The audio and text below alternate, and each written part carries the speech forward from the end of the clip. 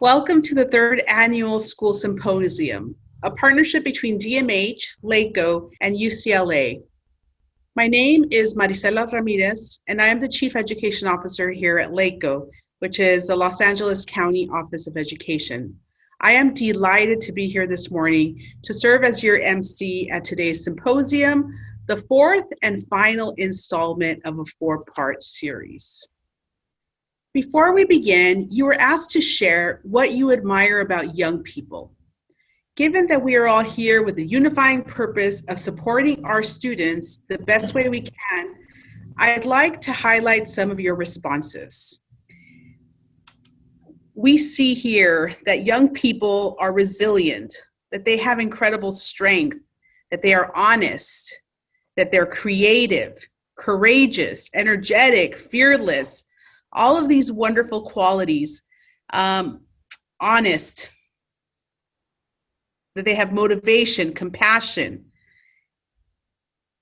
And so, of course, all of these qualities are wonderful qualities. And I know for myself that I have learned and gained so much from young people my entire life that it makes me really happy to be here today because we're going to be listening to their voice. What a powerful slide. Thank you for your participation.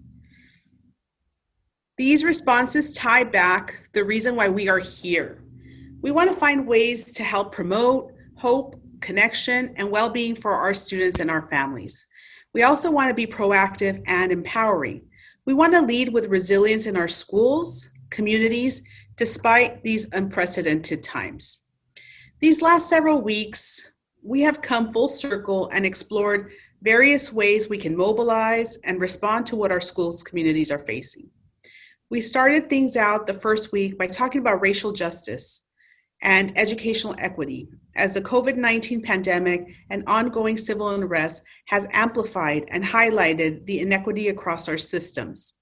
In response, educational leaders and students provided us with strategies we could implement to become a more race-conscious and equitable educational system. From there, we looked at how the pandemic and this period of national uncertainty has impacted us all. We talked with superintendents and students and explored how they felt we could support educators and staff well-being during this unprecedented time. After that, we came back to the table to explore the impact on parents and caregivers around COVID-19, racial injustice, and educational inequity using feedback from focus groups and questions and comments posed in our live question and answer chat. We took a good look at engagement efforts, and once again, educational leaders and students provided us with incredible insight. They talked to us about the strategies that have been successful, what hasn't been, and steps we can all contribute to take to improve the connection between parents and caregivers.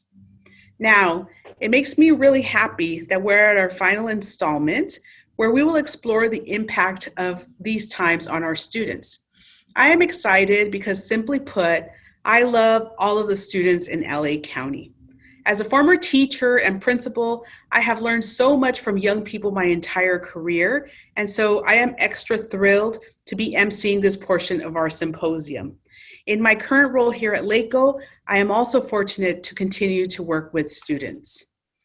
I am glad that our students have been part of each of these sessions because your voice is important. Today, we're going to hear from powerful students. We're going to learn through their lens about COVID-19, racial injustice, and educational inequity. To do this, Dr. Byron Young and a panel of students will engage in a cipher session. And I have to tell you, yesterday, I had to try to figure out what cipher meant. When I went home after dinner, I asked my three boys, they're three teenagers, if they knew what cipher means, and of course they did. They explained to me that it's used in rap and hip hop, an artistic way of using language to communicate. Upon reflection, I asked myself, have I lost my cool? I hope not. Dr. Young and our students will engage in a cipher session around these critical topics and will give us their perspective about strategies that have been successful, what hasn't been, and steps we can all continue to take to improve engagement, racial justice, and educational opportunities for students. I am so excited, and I know that all of you in the audience are too. Before we continue, if you haven't already accessed the link that was sent to you, you can click on the link shared in our chat box for today's resources and programs. Also, if you have any questions, I invite you to use the question and answer function, or if you have comments, please use the chat box. Our team from DMH, LACO, and UCLA will be supporting by reviewing and answering your questions. I will now move forward and introduce our incredible panel. By now, you have grown accustomed to seeing Dr. Byron Young in all previous symposium sessions. He has been instrumental in guiding important conversations with students around COVID-19, racial justice, and equity in education. Joining us again today to facilitate a cipher session with the 7 guest students you've seen in the previous symposium session is Dr. Byron Young. Dr. Byron Young is a child, adolescent, and adult psychiatrist, as well as an emotional wellness program developer and consultant. He works primarily as a psychiatrist and psychiatric consultant with the Los Angeles County Department of Mental Health's Specialized Foster Care Program.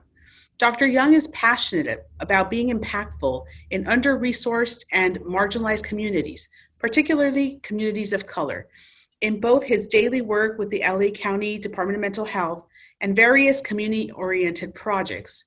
He is also focused on the intersection of mental health, social justice, racial justice, and the arts through his initiative, doingitwell.org. He develops and consults on creative programs and initiatives to serve as tools for the improved emotional wellness of communities and organizations. Dr. Young has worked on program development and consulted for various organizations like Focus, the Youth Opportunity Hub of New York, Presbyterian Hospital, Google's Codes Next program, and the New York City Department of Health and Mental Hygiene, and the Los Angeles County Department of Mental Health. We have been honored to have you be part of our symposium series this year, and we are very happy to have you join us again this week, Dr. Young. We are equally honored to have the 7 students who've participated in the previous sessions returning to this session. We'll invite you to introduce our group of students today. Ariana, Guadalupe, Katie, Mia, Olivia, Rosie, and Yerania, and tell us a little bit more about the cipher session and the technology you have used during the symposium with the students and attendees. To our students, please know that each of you have a unique and beautiful story to tell, and that we are all here today because we want to hear your voice. Dr. Young, take it away. Well, thanks so much for that lovely introduction. I appreciate it. And thanks to my co-panelists who are going to join me for today's cipher. Should I start by allowing the students to introduce themselves and kind of say a little bit about themselves? Should we start with that?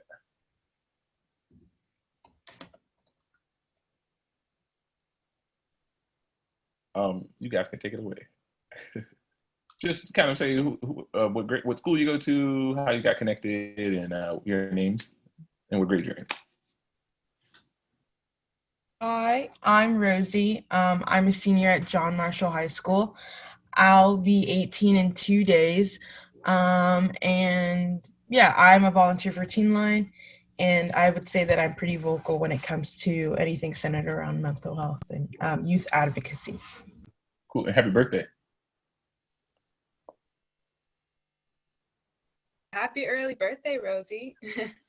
Hi, I'm Ariana Epps. I'm a senior at Little Rock High School, and I was brought into this program through, this symposium through not a counselor, but she's an administrator head at our school, and she oversees usually like community things to connect the school to the community. She's really cool, by the way. I am a member of our school's Random Act of Kindness Club, which is really cool. Besides that, I don't really do much. I'm the drum major of my school's marching band, and that's pretty much it. Thank you. Hi, happy early birthday, Rosie. I'm Olivia Ramos. I'm a junior at DeWarty High School. I got recommended by my vice principal, but I think it was Natalie Umana who's been working with me. She works with the LA County, but she's at my school. I'm not too sure about what she does. But yeah, she's been super helpful. And I've been interested in this, taking advocacy, and I've been talking about like racial issues for a long time and things that could affect our community. So happy to be here and talk about it. Thank you. Okay, cool. Hi everyone, I'm Katie, and I'm a sophomore at Marlborough School, and I was introduced to this symposium webinar thing through Teen Line, which is the teen hotline that I volunteer at, and yeah, besides that, I don't know, I feel like I'm kind of getting into advocacy in mental health as I'm kind of growing into myself and my own confidence in speaking up on issues like this. So I'm very happy to be here with all of you guys today. Thank you so much, Kate. Good morning, everyone. I'm Guadalupe Vazquez. I am a senior from Azusa High School, and I was actually, the way I knew of this symposium was through Ms. Betty Sodier. So hello, Miss Betty. I'm very excited to be here and just talk about, situations and issues that are going on in the world right now that should be addressed. Thank you so much. Hi everyone, I'm Mcinerney. I'm also a senior from Azusa High School. I was introduced to this by Miss Betty Sodier, so shout out to her. I think these topics are very important to discuss, and I'm very excited and honored to be here. Cool beans.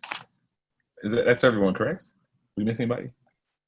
Okay, I think we got everybody. Cool. So I'm gonna share my screen now. Bear with me. Cool. Can everybody see it on the panel?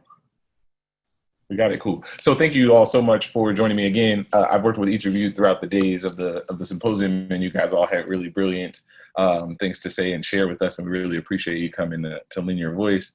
And thanks so much to everyone for having me again. Our topic today is all about uplifting student voices, and that's really what the Cypher Sessions is really about. It's uplifting voices of people, voices that are often like not being heard or not being elevated. And so it's called the Cypher because instead of a cipher of rhymes and raps, it's a cipher of ideas. And so in this Cypher session, we will use music and questions as a springboard to have deeper conversation around these particular topics, and kind of talking about social justice, racial justice, and the intersection of those things in education. And so we're going to use some music, and we're going to have some videos and that kind of thing to kind of make it a bit more fun and enjoyable. But at the end of the day, it's all about our minds. When I think about the importance of elevating young people's voices, it's something that's always been important to me, particularly young youth of color. When you think about how marginalized people will have a situation that is better than it was before, that's going to be the voices of those people need to be heard and must be heard. And so I think I'm really honored to get to play a role in this, doing this thing with you guys. And the Cypher Sessions is really all about that.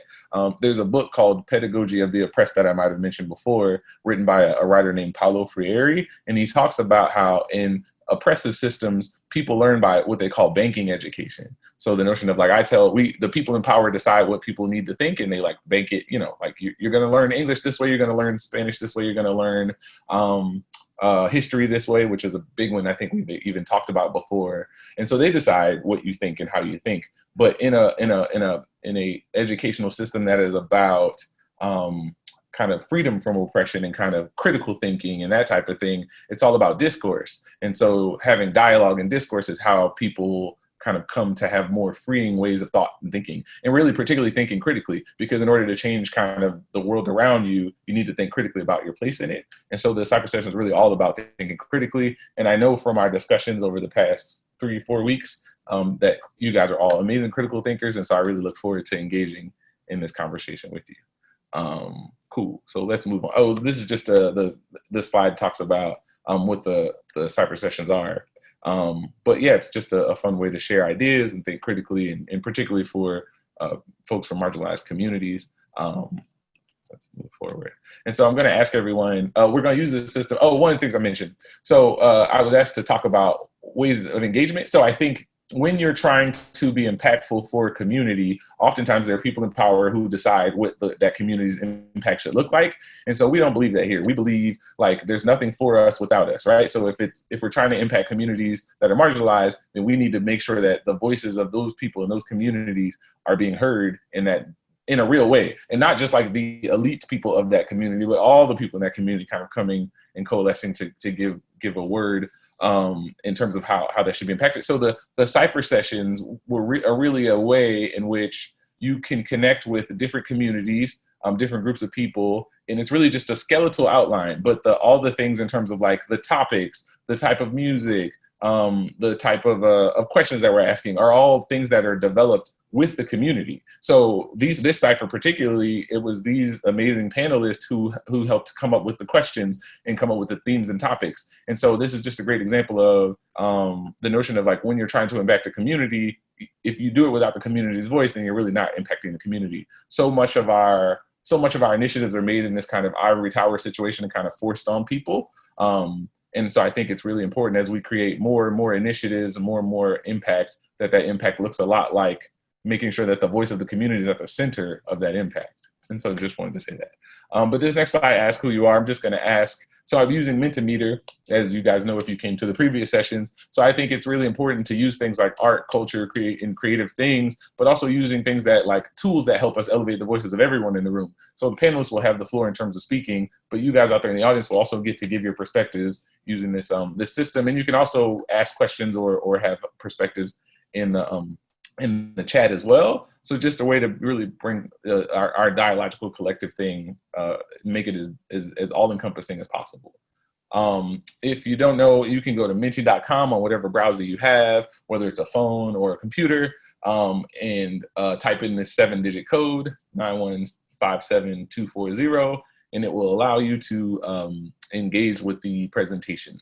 Again, you can use your phone web browser or your computer web browser. You don't have to download anything at all. It's just a computer program. And so just asking who's in the room. And if some of the folks who could put if you could type some of the roles in the chat that you play outside of these particular realms, would love to hear from you guys what's going on. Nice to see we got a lot of administrators in the room and quite a few counselors.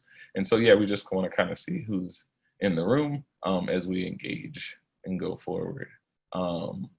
Before we get started, my panelists, do you guys have any questions or concerns? No? Okay. So we'll move along. So this question asks, how you feeling? And so Katie, Guadalupe, Urania, Olivia, did we lose Ariana? I don't see her on my screen. How y'all feeling? How y'all feeling today? Oh, feel free to somebody's got that. It's cool. I'm feeling pretty excited. This is kind of bittersweet because it's the very last day and very last time I'm probably going to see you, my fellow students, these lovely ladies, face to face and in a conversation. So that's a little bittersweet. I'm also very excited because today is, focused around students. So now we get to get into the ins and outs of how we perceive things, which is I'm excited about. Cool, thank you. Olivia, would you like to tell us how you're feeling?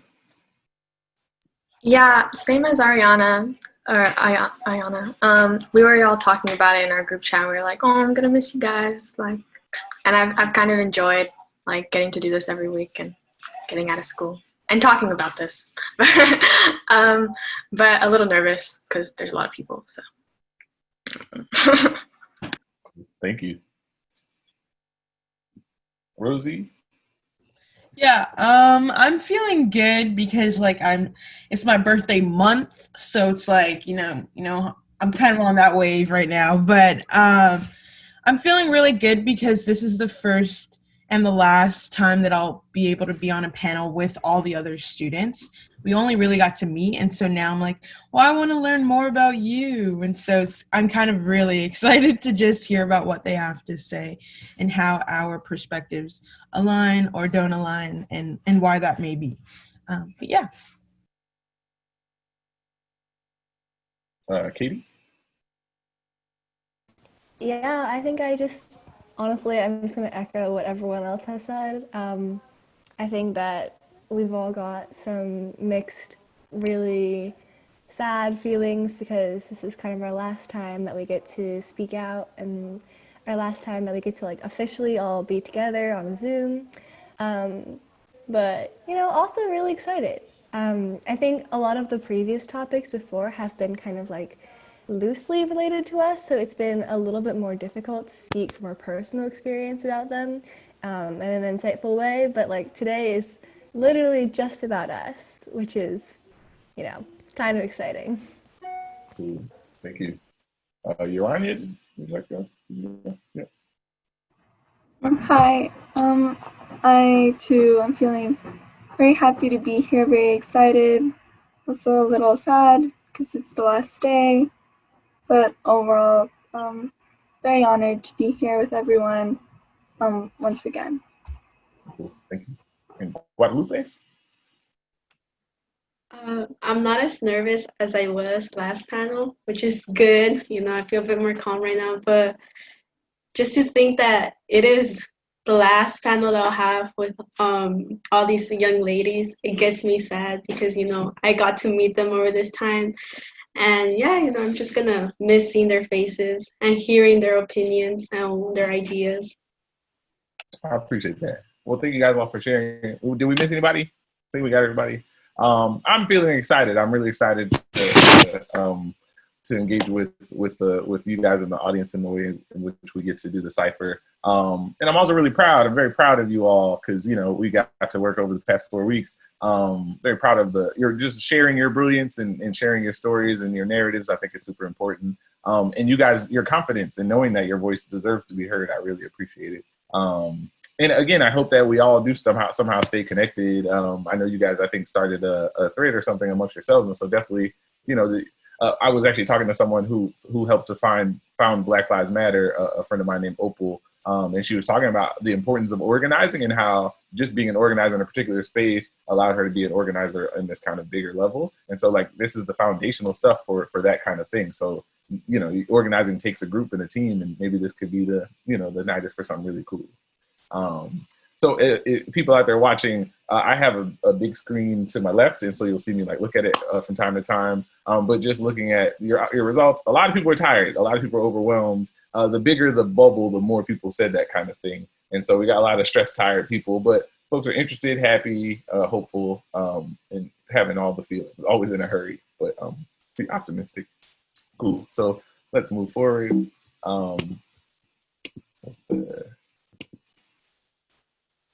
Oh, sorry. So the cipher is all about what we think, and so we're going to start with particular questions. These questions are hip hop focused, so the cipher will ultimately get more topic focused. But this is just kind of a fun way to get engaged with using the software and to see if you could finish the lyrics to these hip hop songs. 2 very popular hip hop songs. We'll see how it goes. So the first type of question, there are 2 types of questions in the cipher. One are warm up questions that are hip hop focused. The second are warm up questions that are topic focused. We're just going to do 2 quick ones for the hip hop focused ones. And so I'm going to ask the people out there in the audience to guess what the answers are. And then instead of saying the answer, we're going to play a little snippet of the song to kind of get what the answers are. So I'll give you guys like a quick second. So this is a Drake song, as you can see Drake there. And it's black leather gloves, no blank, buckles on the jacket. It's Alex stuff, Nike crossbody, got a piece in it. This is very early in the song, if you remember. This is not challenging at all because it looks like everybody's picking the same. But that's cool. It was supposed to be a little challenging. But it would be better for this one if the results came out at the end, because then everybody's now people will be like, oh, everybody's saying sequence. Did all my panelists, did everybody know the answer? You guys picked it right? Everybody did? Okay, that's fine. No, you didn't. Rosie didn't know it? Hey, all right. The next song is a song by Bad Bunny, and it is called La Difficile. And so I'm going to, and even if you don't know the song, it's fun to kind of guess what the answer might be, or you feel like it should be lyrically. And so I'll give everybody a second to chime in on what you think the answer is. Anybody on the panel want to take a guess out loud? I feel like people aren't going to know this one, so. No, nobody got it. I'm going to guess Pasta Manana because that's the most picked one, and I think it fits most. Like, I mean, see you later, see you. Yeah, I think that's what it means. Yeah. Cool. I speak Spanish, but not a lot of it stuck, so I'm gonna guess Pasta Manana.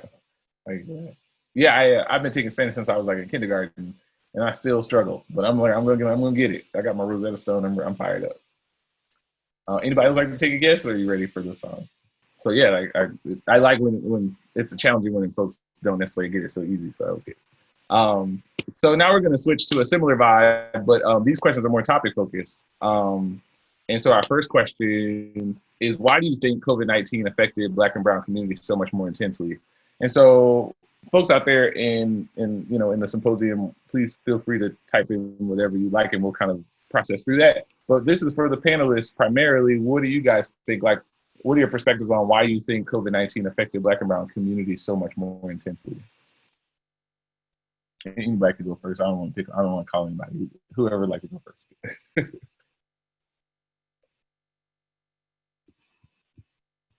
Oh, okay. Should I call on somebody? I don't know. Ariana, I see you're unmuted. All right. I think COVID-19 affected Black and Brown communities so much more intensely for a few reasons. And I see some of them listed in the chat for socio and economic reasons. So where they like the society that they live, okay, socioeconomic reasons, A, B, the community that they may be living in are some reasons. So where they may live, there may be less protective measures for them to use, and there might be they may be living more compact, more close together, and economically, Black and Brown and people of color are more known to have the more standard level line jobs. So economically, we aren't the most economically advanced people out there for reasons such as that, because we are often known to have baseline jobs, if that makes sense. Yeah, for sure. There was a really great paper that the New York Times by a writer named Charles Blow, who wrote a lot of really good stuff around kind of racial justice. And he said that in the article, he said that only 1 in 5 African Americans and 1 in 6 Latinx Americans have the opportunity to work from home. Only 1 in 5 and 1 in 6. So the notion that your essential workers are in large part people of color is definitely something that put them in kind of in the face of this whole pandemic. So just wanted to throw it out there. Anyone else care to share their perspective on it? Yeah, I agree that a lot more of Black and Brown communities are essential workers. And then I also think it has to do with the systematic racism in our healthcare. There's a lot that has been brought up to light with everything going on, and how they're affected more, and how even doctors can treat them sometimes. That they're at a disposition, and so it affected them way more. And also hospitals, or resources, like I see a lot in the chat, resources are not widely available. More more likely the hospitals around their communities are going to be shut down than in first before other places like in more richer communities. Yeah, I think that had a lot to do with it. Also housing. I think a lot of it, yeah, she mentioned that they're more widely compacted. And so I think that had a part to play, but also with like, there's a lot of, within lower income communities, there can be like asbestos and stuff, which also helps, which also affects the healthcare system and pre-underlying conditions, so, which had a big part to play. Yeah, thank you. I think the notion of systemic racism is a great thing to bring up, in that like all of the foundational reasons for why it would affect these people are rooted in this kind of disparities that already existed. So health disparities, educational disparities, financial disparities. There's a quote where people say, when America gets a cold, Black and brown America get the flu. And so this is because already foundationally there's these disparities that exist in all these systems. Anybody else like to share? Yeah. Additionally, I just think that our government, our healthcare systems, it's based off of institutionalized racism. And so, like, statistically, people are more likely to get jobs, even being just as qualified and having the same exact stats, going to the same exact schools, having the same exact degrees. But when it comes down to who gets the job, it's more likely to go to the one who belongs to dominant society, in this case being a white person, because we're built off of this idea that white people are superior. And so I think that has a lot to do with it, but also like trekking back to resources, it stems from like the littlest things. Like, I live in a very gentrified neighborhood, and so before, it would be considered people who are poor, people who are living in 2-bedroom houses with 8 other people. But now, because it's being gentrified, we're seeing these stores like Lassen's, which are like really expensive, like Whole Food stores. And so it's like these outrageous stores. And so now I have these resources, but in those lower income regions, they don't have access to that. So it can be like a place that has only McDonald's and only fast food because it's cheap and it caters to the people who live there. But it stems from that too. Like, now you're suffering from those health, like what you're being fed. So yeah, I just think that it's a lot of different things, and little things like that, like putting nutrients into your body and getting nutrients from places like McDonald's, Burger King, because that's what's around and that's what's being catered to you, has an effect on like your further health. And that's why the likeliness of a Black person dying or someone from a marginalized community dying over compared to someone who's from a white community is much higher than it is because of those resources. And that's just food. Yeah, I thank you for bringing the term in. We talk about the term white supremacy, which I think makes a lot of people uncomfortable, but it shouldn't. It's an idea that our country was literally founded on, particularly white male supremacy, but white supremacy too. So if you have this social identity of whiteness, there's a particular privileges that come with it. Those are the folks in power. Those are the folks who kind of made the rules and defined these rules, not just based on like white being the standard, but everything not white being less than. Particularly, it's like a kind of a staggered thing where, at the furthest reaches of it is Blackness. And so you think about terms like white supremacy and anti-Blackness, which is another thing where it's not just about white people being elevated, but about Black people being, limited and kind of put down. All these things definitely matter in terms of why you would have laws that are racist, why you would have schools that are racist, why you would have, and so I think it's a term that's important to bring into the room when you're talking about racial disparities, and a term that people get really uncomfortable with, but it shouldn't be something that's uncomfortable. It's just a scientific term. It's a real thing. It's a thing that comes from a place, and a thing that is rooted in the need. If you're going to exploit a people, if you're going to treat a people kind of less than, you kind of have to have this idea that you're better than, otherwise it would cause cognitive dissonance. And so I really appreciate you bringing the term in the room. Also, I think, this close to what we call Indigenous Peoples Day, I think, that term is really something that we're all kind of talking about and should be talking about, glorification of someone like Columbus, who, per some of the studies, it did some really bad things, particularly to the indigenous communities, but he gets glorified while indigenous folks. Someone said, I saw this on Instagram, they said, when I was in school, they taught me the 3 boats that Christopher Columbus came on, but nobody taught me anything about the Native American communities of which the land of which he came to, you know? So I think that's a perfect example of how these things get perpetuated. Yeah, thank you so much. Anyone else like to give a perspective on it? And everybody doesn't have to talk about everything again. We'll talk about, but you know, yeah, thanks. So I saw on the chat box someone said that immigrants are fearful of going to the doctor since they can't really trust the government, and I have to say that is true.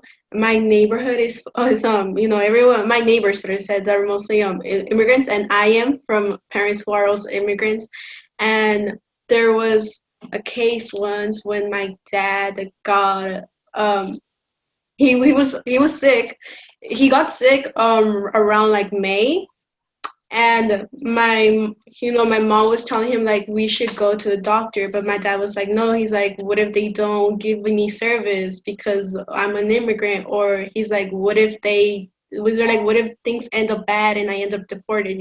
So it's that constant fear that you won't be accepted, and that people will just not give you service because of your immigration status that really stops immigrants overall. And it's sad because I've also heard that from many other families that I know that are also immigrants, and they just don't have that trust on the government. So they just deal with their problems the way they can. So and so the way that my dad was able to recover from that sickness is that my mom had to give him tea and medicines that we bought from like CVS. So that's the way he was recovered. But besides that, it's like immigrants are just left there to be, because they feel like instead of getting help, they will be rejected, which is something very sad because everyone should have an opportunity to have healthcare service, no matter your color, no matter your background or anything like that, because it doesn't matter. After all, we're all humans, which is something we should all understand and see. That's what I think about it. Thanks so much. That was powerful. So I was talking to a friend recently about how these disparities happen. So the notion of like just funneling Black and brown bodies into prisons and things like that, or the new thing is to funnel particularly brown bodies into like these camps at the border and those types of things. And folks were saying like some wealthy business folks will try to lobby politicians to make these things happen in ways that they could benefit off things like private prisons or these private spaces where they house people at the border. And so they like said that Arizona, this from a friend, that Arizona is sometimes a place where they'll try these things out, these types of laws that are like kind of really racist. So you guys remember that law in Arizona where, this might be before your time, but there was a law where if you're a person of color, particularly a person of Latinx origin, that folks could stop you and ask you to prove that you were a citizen. You remember that? I don't remember what it's called. It's called SK something. Anybody remember the name of it? If you remember the name, please let me know. But anyway, like those types of laws, which are just blatantly racist, Arizona was one of the places where like people say that you go to try those types of things out to see how they'll go. But really it's all like people just using race as like a way to exploit people. And so, yeah, like the notion of like, if it's going to get some powerful people money at some point, why not like exploit these folks who you don't view as fully human in the first place? So that is just a really great point. The notion of like, these are real fears that people have around, like I need help, but also is help going to really be help at the end of the day? Anyone else like to share? I just want to add on to what Guadalupe said. We are from the same community, and I've seen that as well. Most of our essential workers are people of Latinx and Black and brown people, and many can't go get tested, and even if they are sick, they have to return as soon as they possibly can. As soon as those 2 weeks are up, they had to go back, even if they weren't feeling completely well, which is just causing a greater spread of COVID-19. And here in our community, many of us live very tightly compacted, large families, large households in very small spaces. And so that cultural aspect also plays a huge role in why COVID is greatly affecting our communities. We're essential workers, our way our culture is founded, and just the systemic racism in place, all of that causes this injustice. Thank you. Anybody else? So just looking at the screen at some of the things people said, and thank you so much, Urania, for kind of breaking that down. I think, I feel like we covered it. Even the things folks are saying, Black and brown communities being historically disadvantaged, lack of resources, because we have comorbidities, which are largely due to social and racial economic inequity. That's a really good point I want to say. So people talk about, I'm a physician, right? So I went to medical school, and in medical school, it was like everything, being Black was like a risk factor for everything. And so I remember being like, what's that about? And so folks make it seem like it's like some genetic difference in Black people that makes them more susceptible. But no, when you control for all things, it is racism that is the root of why Black people have these particular struggles. I teasingly say that there is no health disparity that Black people face that is not rooted in racism, except for possibly sickle cell anemia, which has like a genetic kind of history to it. And not just Black people have that, people of the Mediterranean have it too, so like Greek and Italian people too. But other than sickle cell anemia, all these things are rooted in racism. So the reason why Black people struggle with like heart disease and all those types of things are like due to like histories of particular types of situations where like stress from racism, the stress of like having food deserts and not being able to have particular types of food, and then developing a system where this is the type of food we eat because that's all we had available. I think too little is made about how much the impact of the stress of racism has on the body. So there's all kinds of data coming out about how racism can shorten your telomeres, which means your DNA isn't quite as protected. Or the data on when there was a statistic that 1 in 4 or Black women are 4 times more likely to die around childbirth than white women. And in New York, it was like 12 times more likely. And all these things were like when you control for you can control for education, you can control for where you live, but still at the end of the day, when you control for all those things, race was the thing that made the difference. And so there's so many reasons why those things exist, from like the biases of the people in power, whether you're a biased doctor or whatever, it might not even know you're biased, but those biases matter. So if a Black woman is telling you that she's in pain and you're like, you're fine, and you have this unconscious belief that Black people don't feel pain the same, that has big outcomes, and people die, or whether you're like kind of just basically treating folks as though like, this is the position they're supposed to be in. Like, these people are supposed to be essential workers. Like, why would I hire them for this thing when this is what you're supposed to do? And so all these like tropes and stereotypes that happen that kind of keep people limited. But let's move on. Are we ready to move on, panelists? Yeah, give me a thumbs up if you're ready. We're ready. All right. Okay. Cool. So next question. So on your phones, for folks out there in the Symposium lane, it'll ask you to rank it like up and down, like put 1, 2, 3. So, but in our conversation, we just have a good discussion. So, so this question asks you to rank these in the order that you think they're making the biggest impact on the social justice movement. And so this was a question created by the students, and I would love to hear student perspectives as you guys created the question. So the options are protest, posting on social media, having discussions, calling legislators and police department, signing petitions, and other. And for those folks who feel like some other thing, I would love to hear that perspective too. But please, anybody, Mia, do you want to go first on this one since you just got here? No pressure if you want to hold on. Yeah, I can. Oh, please. Yeah, so I definitely think, so I was listening to like Rosie was saying, and like how they, like the peaceful protests haven't been really getting that much like airtime on like the news and things like that. They're usually showing like the bad parts of it. So that's been like a really big problem, but definitely having like these discussions, I think is like a really good way to start on having like, cause you have to start by having discussions in order to, like plan protests, plan like doing different things like that. So just in order like to get everything together like that, I think having discussions would probably be first on my list. Thank you so much, Mia. Okay, yeah. I 100% agree with you, Mia. I think that having discussions is definitely the first place to start. That can kind of stem into all of these other things. But I would also say that I see that education, like educating yourself isn't on here. I think maybe that's just like a given, like we all have to educate ourselves before any of these things are possible. But I think that for me, at least in what I've seen around me, really trying to understand and educate is probably the most important thing, because we can't begin a movement unless we understand the problem to the fullest extent that we possibly can. And even if we're living in these communities and we experience these things ourselves, it doesn't mean that we know everything there is that we need to know about the movement or everyone else's experience.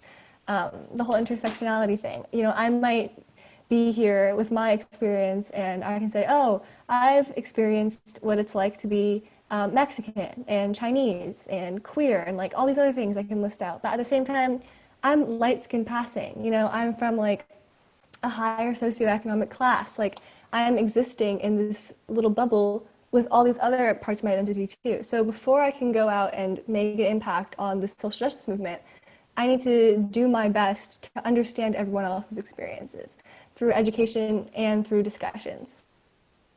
And after that, then I can go and kind of make an impact protesting and signing petitions after I fully understand the issues that I'm fighting for. Also, did the screen just go away for everyone, or is that just me? Yeah, I think he left. But yeah, I really like what you were saying, Katie, because we really have to understand the problems before we can really do anything about them. So that was really good. Yeah, and I also just think that, like, at least for me, is there an echo? I'm sorry. Yeah, so no, at least for me, I think that because protests are at the top for me because it's physical, and it's like you're doing something, it's an action. But at the same time, it's like because of COVID and the pandemic, I understand like how scary that can be to go out there and kind of like risk that. So something that I've implemented at my school is anti-bias, anti-racism training for my teachers, because I think that it starts there first.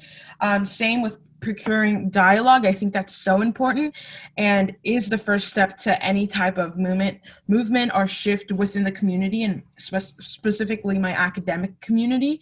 And so something that I've worked with my administration is creating a petition and a set list of demands.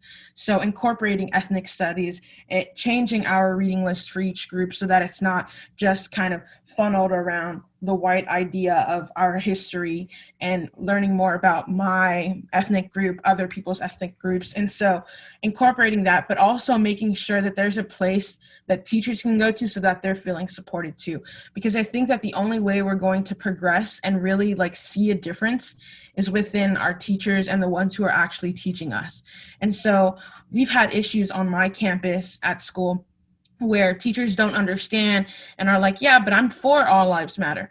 But that's because it starts with like education. You need to set these trainings in place, reconstruct their knowledge, and kind of just enlighten them to the new ideas of, you know, working together in a society and what that looks like. And so I think that those trainings are really important to incorporate. So that's what I would say as my other.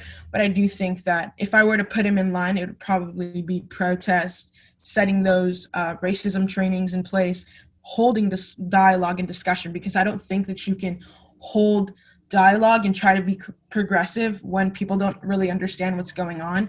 And normally we're supposed to have those conversations with those who we trust. And in this case, it would be my academic teachers. And so, yeah, I would just say that's something that should be implemented and holds a lot of value. I'd like to add on that. You're really touching on the point where communication is key, and having those conversations is key.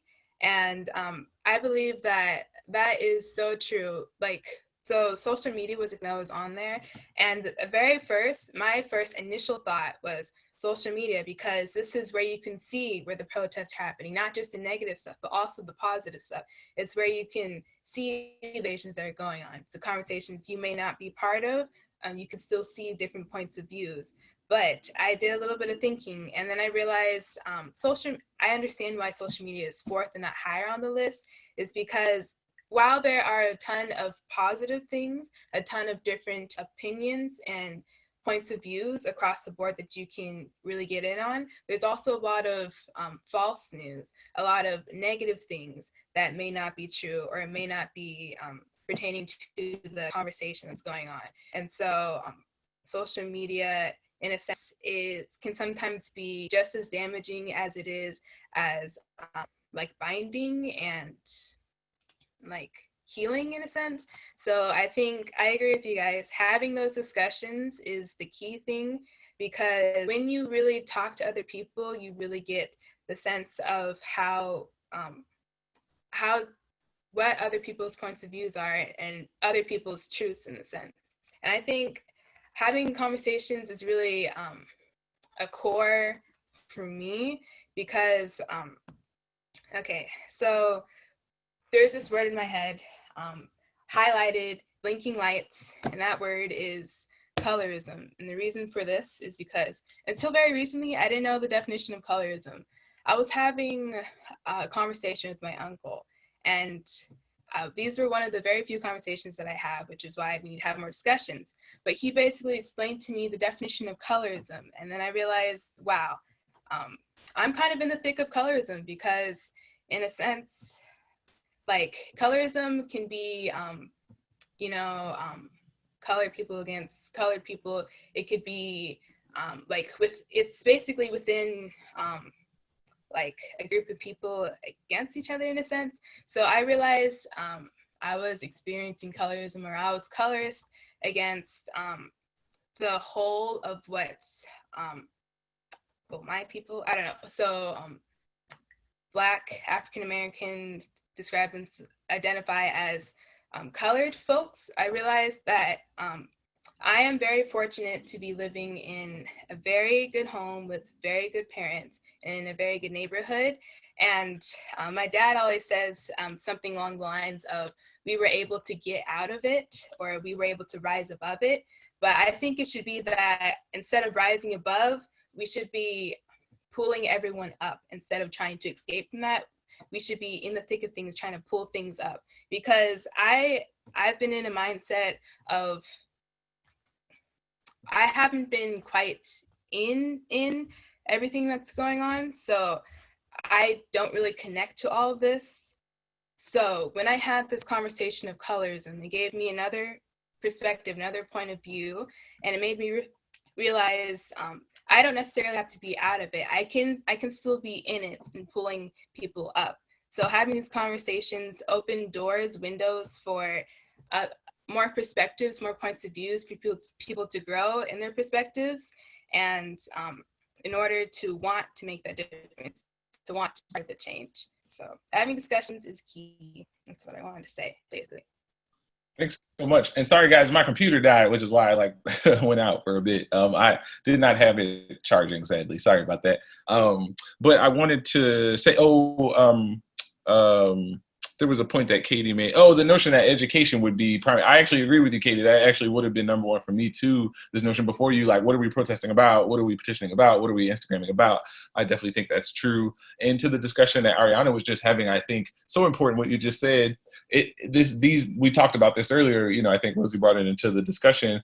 When you think about ideas like white supremacy, anti-Blackness, all these kind of toxic ways of thinking, anti-women, that kind of thing, anti-Black women, with the term misogynoir, those types of things.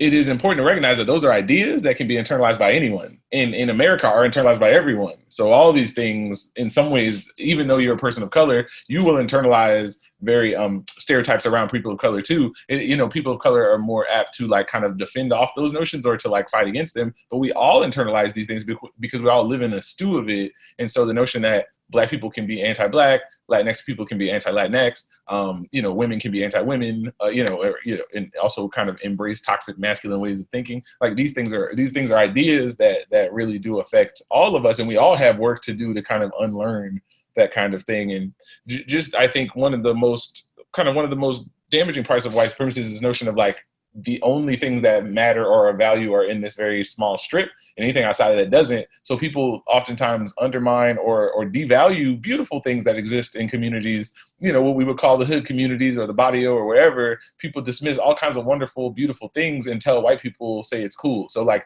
jazz is something that was jazz, the whole even term jazz was like an insult. Like that's jazz, that's like noise, until white people were like, oh, we actually like it. Now it's like good. Now it's like something people find valuable. You think about hip hop, it was like this ultra evil thing, and now it's the most popular form of music.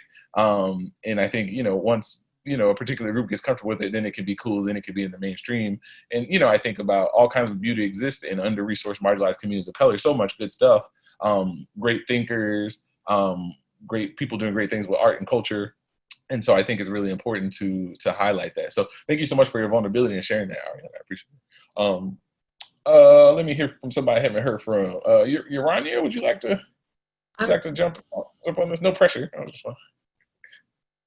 Or was somebody else going to say something? Yeah, I was gonna say something.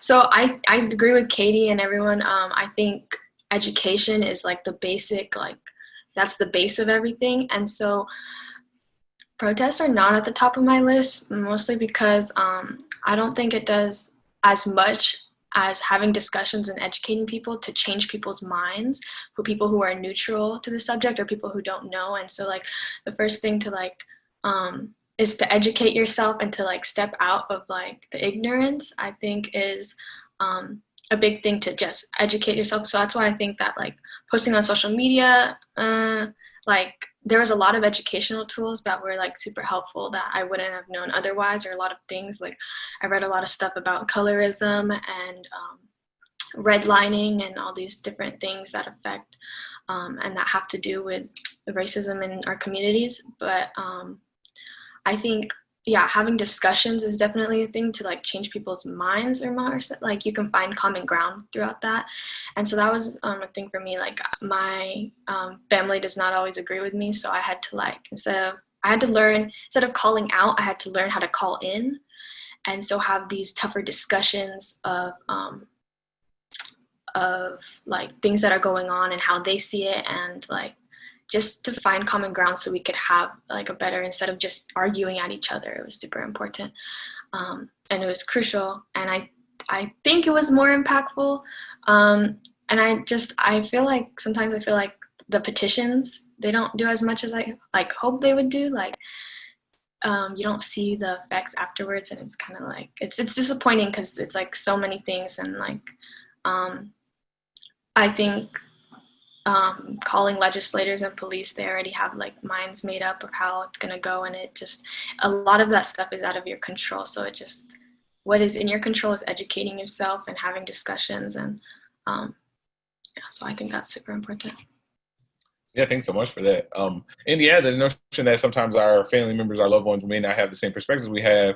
This notion, I think the people talk a lot about, like, even though your grandmother, your father, or whatever might be set in their ways, still like challenging their ways of thinking is something that people sometimes suggest. Like, and not to say you should start beef with your family, but this notion of like the way that you kind of make changes, like educating folks who need to be educated. And so I love when I hear stories of people, telling their people are like, oh, old people are set in their ways, there's no sense in talking to them. But I don't agree with that. I think there are lots of older people who have new understandings with new education. Sometimes our defensiveness to a thing kind of blinds us from being able to take in new information. But when you learn about like the disparities and, you had mentioned redlining and that kind of thing, like this stuff comes from a place. It's not just like, oh, Black people just don't work hard enough, or Latinx people just don't work hard enough. Like, no, there's particular histories of oppression, from slavery to Jim Crow to redlining to gerrymandering to like, not allowing people to vote in particular ways. So thank you, Olivia, for giving those perspectives. Anyone else before we move on to the next question? And you're running, no pressure. I don't want to put you on the spot. Maybe the next question, we want to start us off, maybe. Is that cool? Okay.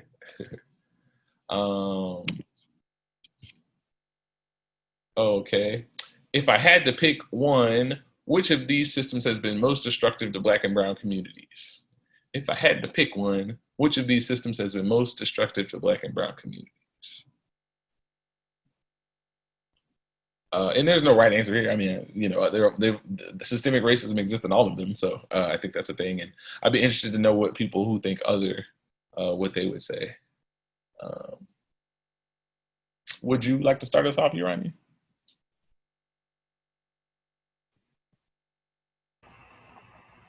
Honestly, I think I would need to think a little further on this question specifically. Yeah.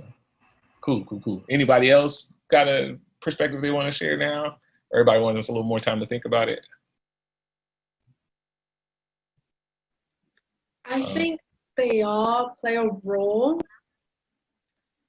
when it comes to just pretty much bringing down not pride, how can I say,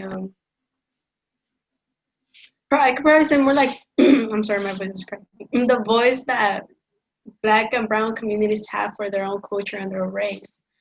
I mean, and if we think about an education, we don't really we're not really exposed much to the history of like brown communities. I mean, and Black communities. We are, but it's just the very basic. They just tap on it a bit, and then discussion ended. We don't go deeper into them and try to even understand how the people feel. It's always around this idea of just white people being the only people that matter in this planet, technically. And when it comes to religious systems, each religion is different. They have their own beliefs, their own gods.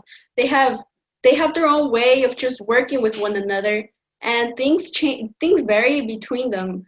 Like I am a Catholic, and such as we believe in equality, but I won't lie. There are moments when even other Catholics talk about Black or brown communities, and I'm just like, why would you say bad things about other communities when we're just humans? I mean, like, we're all alive. The only thing that makes us different is our background and our skin color, but that is nothing big. It's not like if it's a huge wall that's in between us. And when we come to like criminal justice and law enforcement and courts, I feel like, first of all, what comes into the Black and brown community is that fear that lives within them, that fear that doesn't let them sleep alone, because they fear that, if we take it from like an immigrant perspective, they fear that they'll be deported. That's what they constantly, that's something they constantly live with. If they walk outside, they fear that maybe they'll find themselves crossing the borders out of the USA.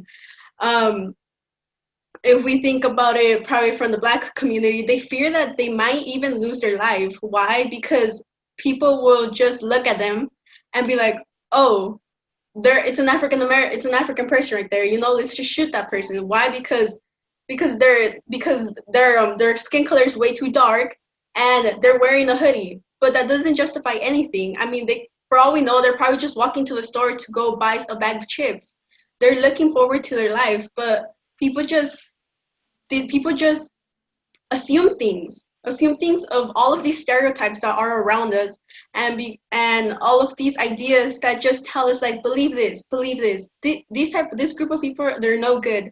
But in reality, that's all a lie, because you have to get to know the person. First of all, you have to meet the person.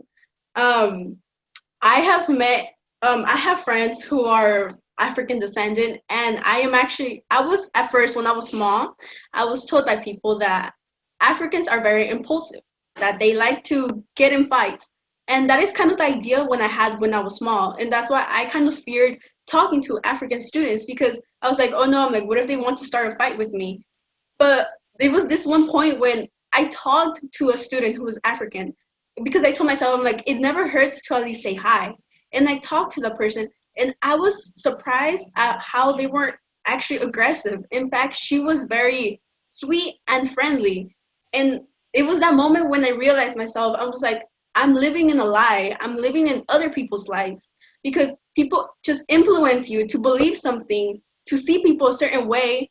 But how are you really going to know who they are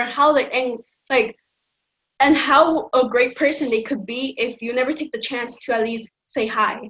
Because everything has to start with one small step. And and I say that and then bring it back to the question. It is just that it's everything that kind of builds up. All of these systems, they start to build up upon another. They each have their own little causes, their own consequences, and it just stacks up until it forms like this huge wave that you can no longer stop, but people keep on pushing on it. And it's like trying to fight back that wave, trying to send it back where it has to go, back into like the ocean, but you can't do it anymore because it's very strong, and people have different mindsets, different way of thinking. So it's like a constant fight of beliefs and lies, because you're trying to prove the person, like, no, take a chance to meet this person. Like, they are not as bad as you think they are. But then their mindset, they're like, nope, we can't do that. Why? Because they're a certain color, they're from a certain background.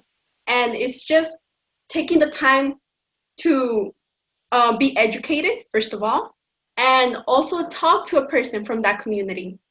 Get to know them and get to know their background and their own culture and their own race, and I know for sure that people will be surprised at how wrong they were before. Yeah, thank you so much, Guadalupe. I think talking about the power of stereotypes and how they influence us all, I think Ariana talked about this with colorism. Like, there are all these assumptions that come with, like, oh, if you're darker, whatever race, if you're darker, you're like more aggressive or more, whatever. And so all these things exist. And I think the notion that they come from a lie, or rooted in lies is really important to remember. There's a great book by the author Bell Hooks. She's an amazing Black woman writer who is, I believe she calls herself a Black feminist, I think is how she would describe herself. She's really cool. She doesn't believe in capitalizing her name. So if you look it up, it's like lowercase b, lowercase h. But Bell Hooks wrote a book called Ain't I a Woman? And she talks about in this book about the oppression of Black women, particularly in this intersectionality thing where white women had oppression, Black men had oppression, but the oppression of Black women was a particular type of oppression. And in movements like the women's movement or the Black rights movement, when people said Black, they were talking about Black men. When people said women, they were talking about white women. And so how Black women kind of got erased from the whole thing. And she talks about how historically there was just, and this is a little graphic, but during times of enslavement and even after with Jim Crow, there was just a lot of the raping of Black women. Like, it was just a ubiquitous situation. So much so that the average African American is actually 20% European, right? So you can imagine how much inappropriate sexual conduct was happening. Because even if it's not aggressive, if you're like having sex with a person who is enslaved, that's still rape because they don't have consent, right? But much of it was aggressive. Anyway, the point is to say that there became a stereotype that white men made that Black men were actually the ones who were scary because they were concerned about them connecting with their wives and those types of things. But she talks about in the book about how this was like a weird white male projection onto Black men, that they were the ones who were aggressive and that kind of thing, when indeed it was actually the white men who were doing this extreme amount of raping of enslaved Black women. And it was just when I read the book, I was just blown away by this notion of like how these stereotypes start as like this one in particular was like a projection from one community to another because they were uncomfortable with their own kind of way of being. And I don't know, it's just crazy to think about, but what you had said made me think about that. And also this notion of how we systems kind of convince us. And I think for me, educational is number one, but how systems will convince us of a thing. And so it'll have us like being anti our own stuff. So Black people trying to like diminish the amount of African ancestry they have, or our Latinx sisters and brothers trying to diminish the amount of indigenous ancestry they have. I think you see a lot of that happen. And this is all rooted in this kind of education around, this particular type of supremacy that we spoke about earlier. But thank you so much for sharing that.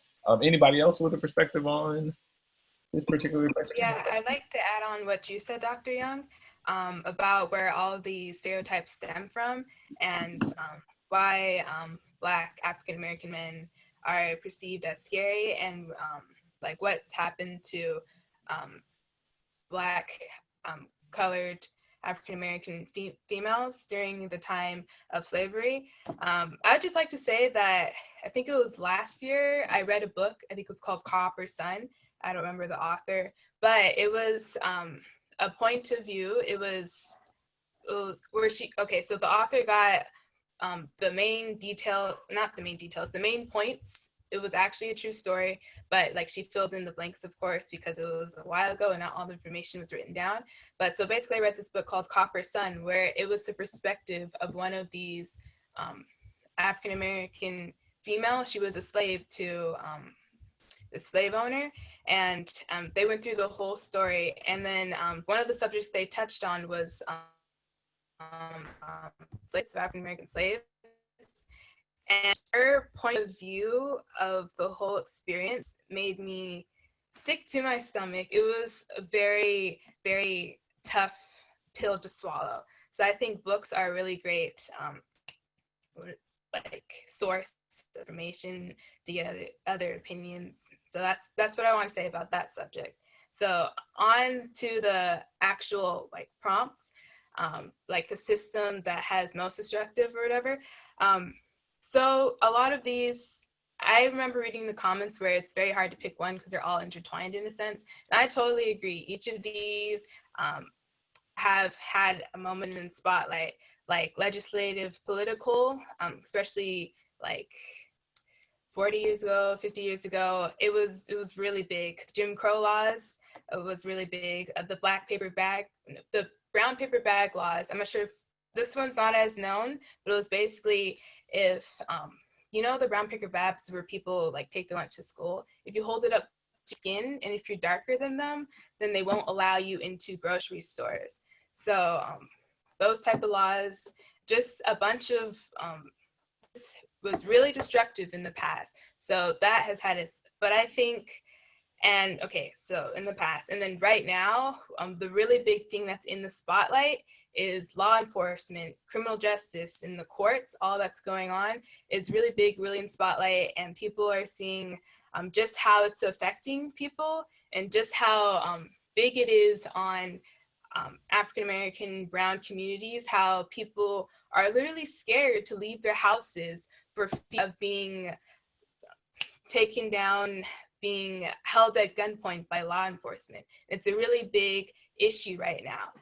But I think that if I had to pick one of these, I'm on the side of educational, because while these things are in the spotlight, education is the behind the scenes, the silent killer in a sense, because it all stems from what you are taught. So if you are taught that a certain skin color, a person who talks a certain way, who dresses a certain way is scum, is less than you, then you're going to look at people this way. And it goes the other way too. If you're taught that you, in a sense, aren't the number one priority, you don't matter in a sense, then you begin to adapt that thought process, and you don't strive for better because this is all you ever known, and you don't actually strive for better in a sense. So I think education is key. I remember I had a substitute teacher. He was teaching a math class, but he was born in Africa. I don't remember exactly which country, but he had a really cool accent. He was tall, he was pretty old. And I remember he was talking about history, even though it was a math class, some substitutes get off subject. But anyway, he was talking about how basically where he was from, he studied hard so that he can come to America and write. And I remember him saying when he was younger, like his parents would tell him, don't believe what you read in history books because it's written by the people who've won the battle, not the people who've lost the battle. That might not be exactly word for word, but in a sense, he was basically saying history is written by the winners, not the losers. So you only get one perspective. You don't get all perspectives. So I think we really need to up our history game and get more, like in our educational systems, we are given a textbook that are written not the losers by the winners. So I think that if we are educated in a more welcoming and encompassing manner where we can learn about all points of views, history from different points of views, not just one, then I think that we can really educate people to not view people a certain way and not think that, oh, this is how life is, this is just how I'm gonna live. Thank you so much, Ariana.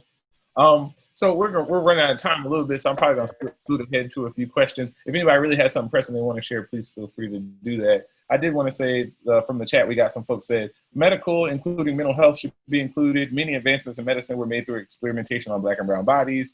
Folks are referencing the new Jim Crow book. Yep, so just something to say. It was suggested to maybe move on to like some solutions, like what are we gonna do to make it better? So we're gonna skip ahead a few questions. I can imagine folks were not surprised.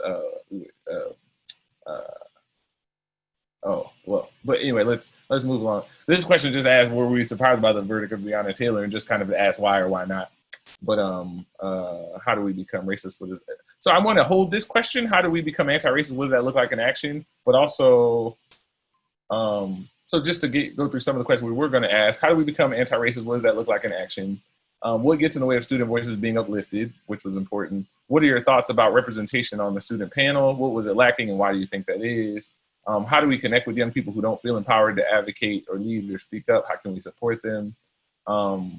This question asks, what is the most essential thing that a teacher can provide for you in the current situation? And this, I think, is where we should at least spend some time. How would you imagine a school system looking different to best support students, particularly from the lens of social justice, racial justice, and that kind of thing? Like, what would it look like? And you could kind of include all those things in there. It also, if any of those questions stuck out to people that they want to talk about, feel free to throw that in the conversation too. But I think it's important to talk about what are solutions, like what are the things that can make these things better, particularly as it pertains to students, particularly students of color. So the way I see it, I feel like what we could do is ethnic studies and like just having curriculum that represents not just the majority but like minorities as well. And so I think like a lot has to do with culture and education, and that's why I think ethnic studies is such a big thing. But it's even like it even goes further than that. Instead of just one class, like it has to be implemented in every single subject, whether it's in English, more literature. I know that a lot of the literature is all written by white people. Like no literature that I've read in my schools that is core books that I have to read are people of color. And I think they're missing so many like chances to educate people. I think in like other aspects in history is a huge one, and that's why I think like education of ethnic studies, but also in like just in every aspect there is parts of how we could diversify and our narratives. And I think another thing that you talked about was one of the other questions. What was the other questions? There was like how would it be anti-racist in the educational system? There was how do we elevate the voices of other students? There was like, was our panel diverse? And if it was lacking diversity, what was it and why? Yeah, so to be anti-racist, I think you have to start with education, like we've said before. And so just, it goes a lot with like how we're teaching students, but then also their home lives as well. Like, it has a big impact, and I feel like we can't always like do that, but what we can do like educators is stepping out of just the colonizers' history and like teaching them what we can about other cultures. And I think we talked about that in our first session, and that was super important to me.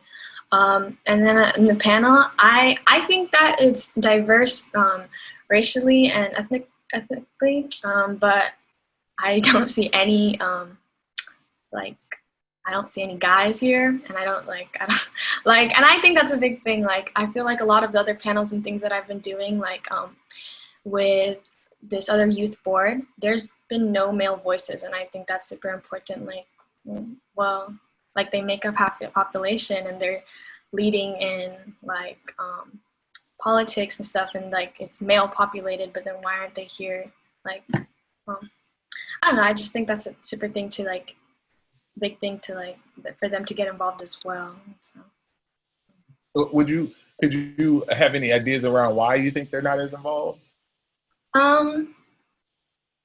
Maybe they don't know, but like about opportunities like this, or like they don't feel like it's their place to say. But I don't know, from what I've seen, it's a lot of women and like speaking out, like I don't know, through my page, and like I don't feel like that they feel it's their place. I don't know. I think there's a lot of different little things that are going on there, but I'm sorry. Yeah, that they don't feel that it's their place to say, or like they're not comfortable or not educated enough to like speak like this. Yeah, I think people always talk about like what are the traits of masculinity that get in the way of things, and And so I think sometimes, being speaking your mind is not necessarily cool sometimes in particular communities and that kind of thing. So I think maybe that plays a role in why maybe some of the boys might not be here. But also I think it's up to us to make sure, you talked about equity in earlier discussions. Like if it's harder to get a particular group of males, then we need to work that much harder to get them because we need them, right? So I think even on us, we need to do a better job at getting that type of diversity. Also, I think in terms of African-American representation, we could have done better with that too, having more African-American folks, because the topic was Black and brown folk. And so having more Black folks, I think would have been something that hopefully we get to see in the future. And I think those voices being elevated would be important. But thank you so much, Olivia, for that. Anybody else before we go? Oh, let me, Urania, please. I know I was supposed to give you a chance. Would you like to share anything of any of the questions or this one included? There were a few things I just wanted to mention. I think that yes, our school system should diversify our cultural education, and especially make advances in removing these sheltered bubble communities. Like I myself am Hispanic, Latinx, I'm Mexican, and my most of my school population is also of the same community, and we live in this very sheltered little bubble where we're surrounded by people the same as ourselves and aren't really educated in those that are different from us. And I think it's very important that we need to break that down and be more self-aware and aware of people around us that are different, because the world is not just us.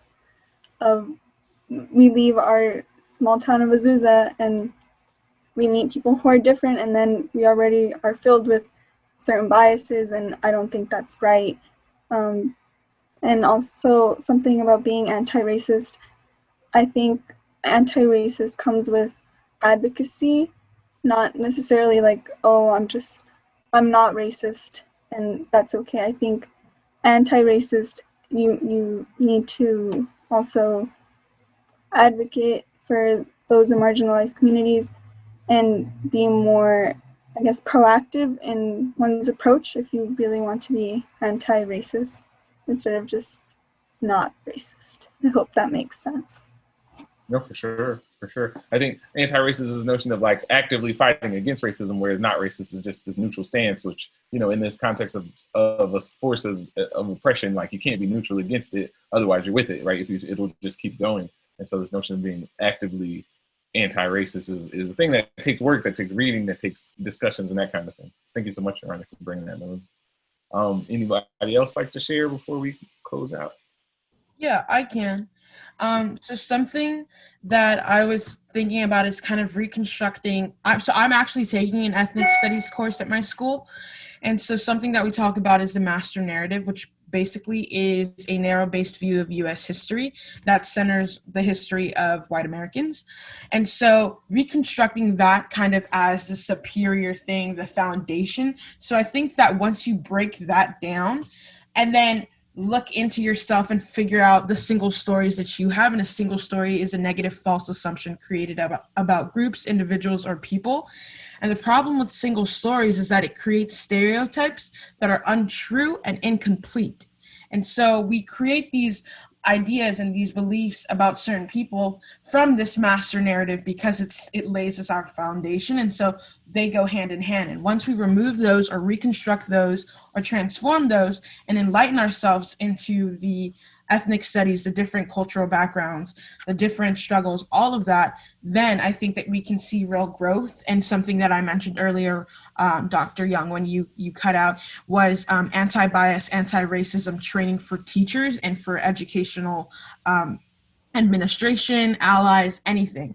I think that that's the best way that we can support our students, because it really does start from the inside. And I don't think that I don't think that we can be progressive if we're not making sure that we're being educated in a united sense, and that is we're working together as a unit. It can't just be on the students to be proactive and take a step forward. It really needs to lean on to those who are, actually teaching us the ways of life and teaching us the education that we're getting directly. Yeah. No, that was really powerful, Rosie. And I think this notion of you hear people talk about racial bias or implicit bias trainings and that kind of thing, but to have an implicit bias training and then have a curriculum that is super biased doesn't really make much sense, right? So the notion of like, if you're going to be about it, don't just like check a box, you know what I'm saying? And so I think those trainings should be things that are consistent conversations, not just one-offs, but also this notion of like, if you're going to dismantle the bias in the educational system, it can't just be just the training for the people. It also has to be the content of what you're teaching and how you're coming at that teaching. So I really do appreciate that. So we're running out of time. Anybody, one last perspective before we go? Anybody got anything burning to say? Well, please. Yes, actually. Just to clarify, this is the last question of the day, correct? Yeah, we gotta go off at 10:50. Yeah. All right, and then in that case, then I'd like to touch on something. So things school systems can do. So right now, we're probably thinking posters, because it seems like school systems generally, in a sense, in today's day and age, really enjoy pushing posters so people can see. But instead of showing an image of something inspirational, which in a sense can work, I think what would be more effective is having actual real life people who are inspirational. So more diversity in staff, in my sense, and is what I mean. Because the school that I go to, the staff is mainly made up of Caucasian males and females, as well as first, the big chunk is Caucasian males and females, and the next chunk is people of Hispanic origins, and then I think there's like 3 total. I've seen 3 African-American teachers and then 1 administrator. 2 African-American teachers and then 1 administrator. Dr. Tucker, he's pretty cool, by the way. Anyway, but I think that more diversity, not just in ethnicity. Of course, that'd be great if we had more diversity in ethnicity. Like if we had more teachers from the Asian realm, if we had like a Filipino teacher, if we had more African-American teachers especially, I think would be nice. And also people with disabilities in a sense. So someone with like alopecia, someone with octo something imperfecta, which is where like brittle bone disease essentially, where you glass bones, and I forgot what it's called, where some of your skin isn't pigmented, so you have kind of blotches in a sense. Vitiligo. Can you say that again? Vitiligo. Oh, vitiligo, yes. So just more diverse teachers, ethnicity-wise, and maybe teachers with disorders, maybe teachers who don't necessarily look the same as everyone else, so we can get a little bit of everyone, so we can essentially puzzle pieces of what humanity is, more than just the one big cookie cutter piece that we have right now. Thank you so much. No, I appreciate that. Yeah, and there's so much data to support how diversity makes everything better in business and beyond. So yeah, thank you so much, Ariana. Anybody else before we go?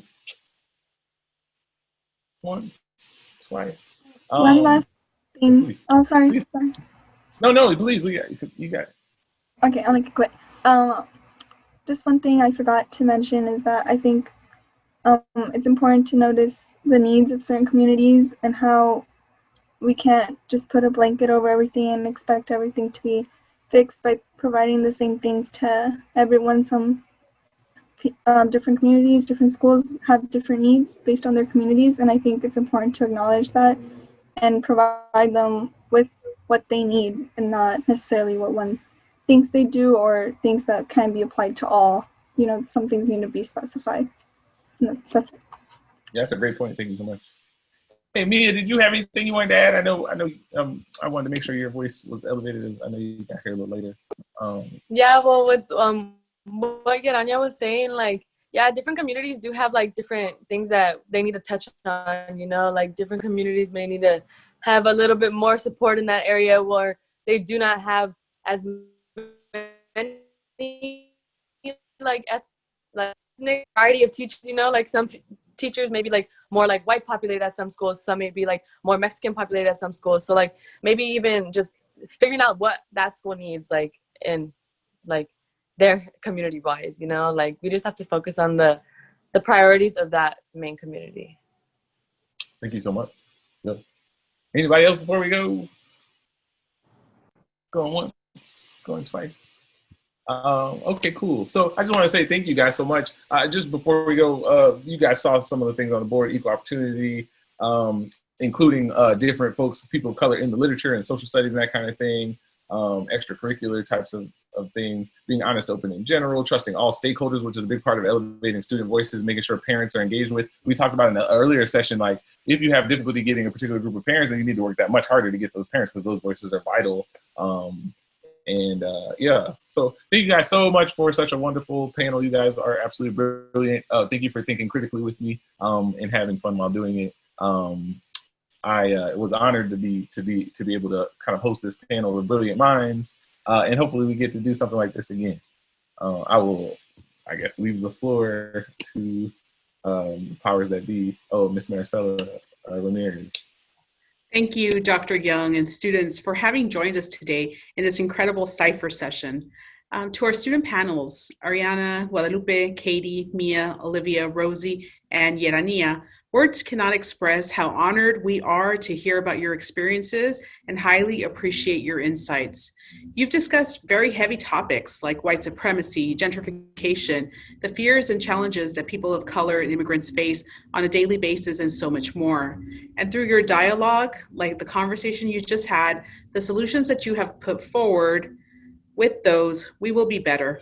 Your leadership is hopeful.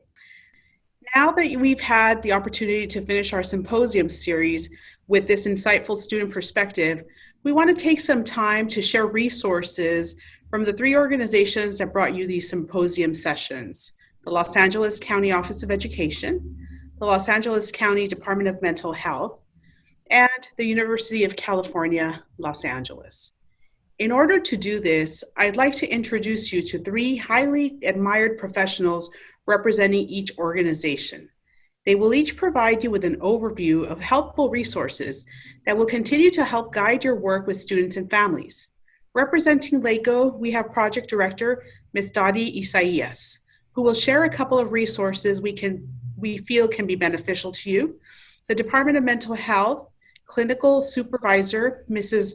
Rebecca Hurtado, who will be sharing key DMH resources, and Curriculum Developer, Mr. Brian Mcinerney, sharing helpful UCLA resources.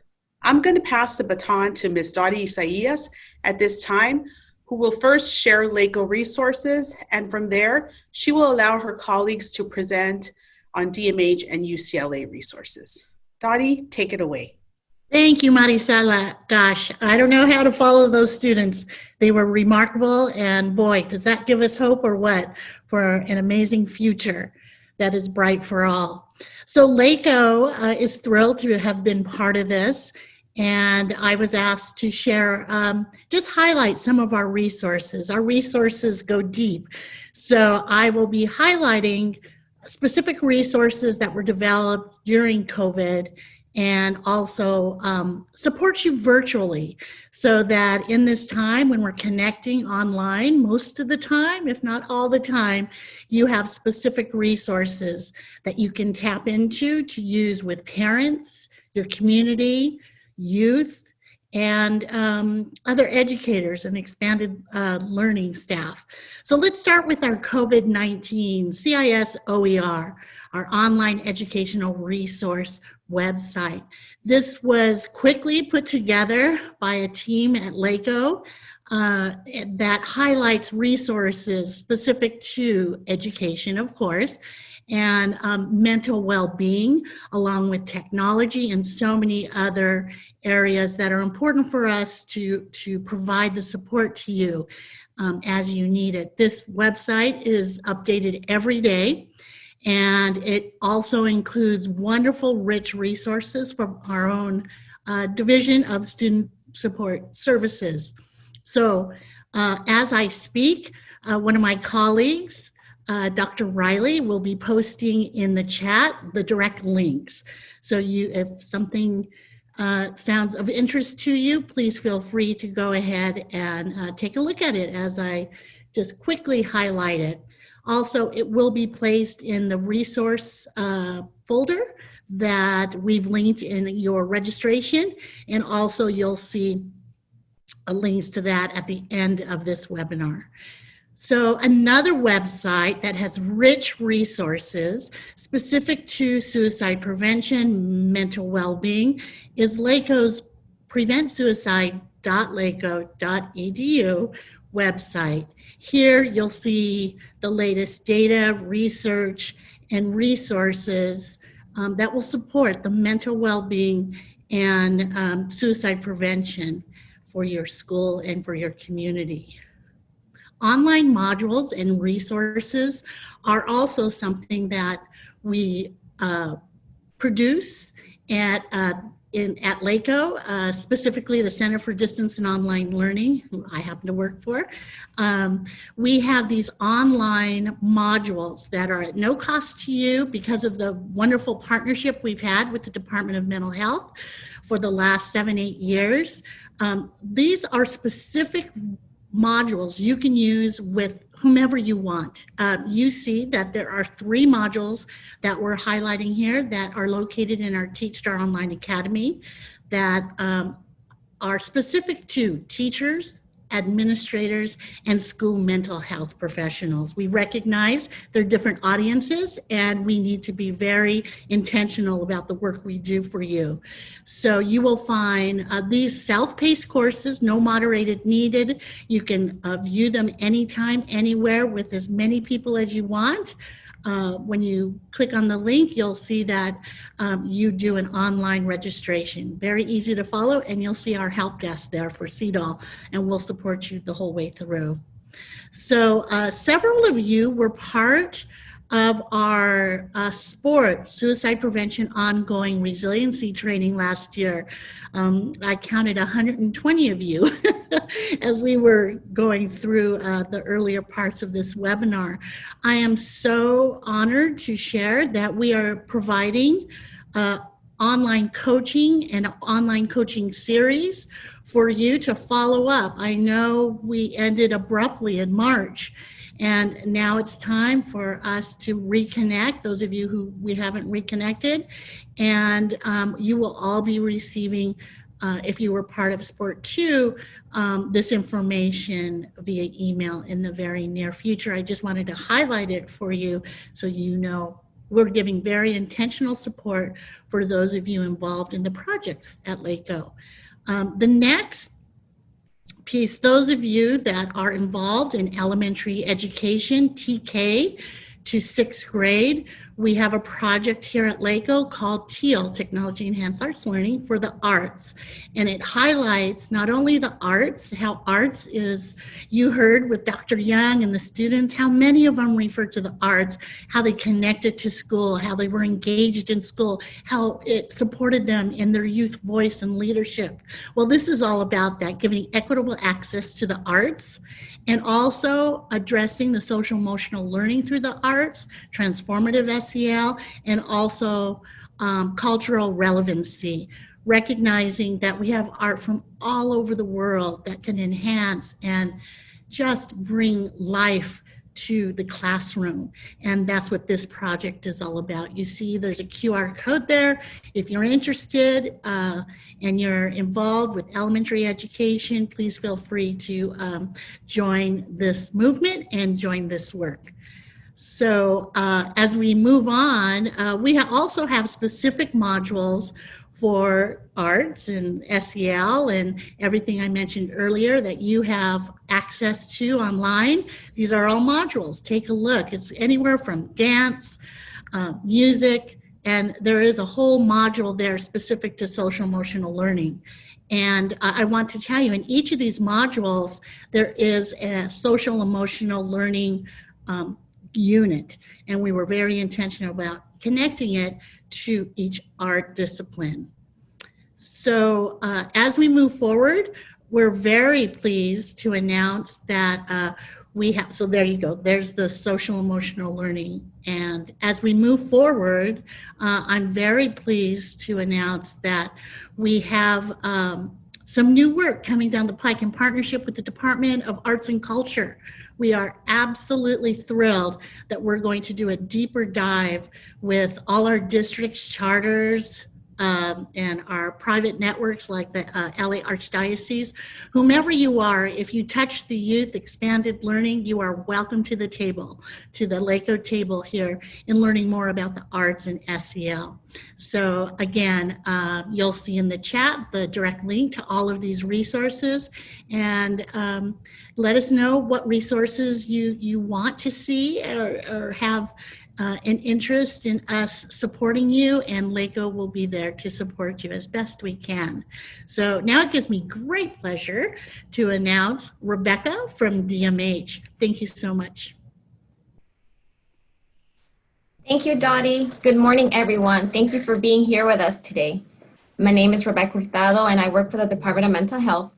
But before I jump in, I would like to mention that Dr. Young has logged off, and I know we all really loved what he has done in the symposium. So he wanted all of you to know that he's able to bring the Cypher sessions to your school. So if you're interested, please let us know in the chat box, and some of us are going to be taking down your information so we can connect you. During this pandemic and the social racial justice movement, staying grounded is very important. We know these times have been challenging for all of us, so it's critical that you take the time to take care of yourself.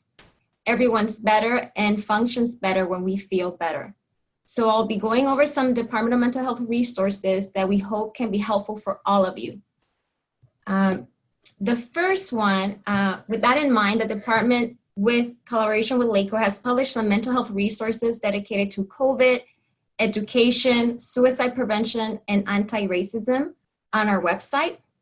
These resources can be helpful for you and the individuals you work with.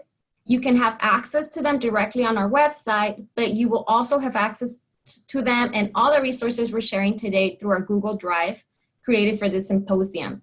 And I believe it has been linked a couple times on the chat, but it would also be sent to you, to everybody who participated in the symposium. Another resource that we would like to highlight is really our Dmh phone lines. Our regular 800 number continues to function as a place where anyone can call and get, I'm sorry, can you move back to the other, there you go. So the 800 number continues to be our regular number in which you can call, anyone in the community can call and get mental health resources, and also for non-life threatening mental health emergencies, such as dispatching a psychiatric mobile team. This is open 24/7 every day of the year.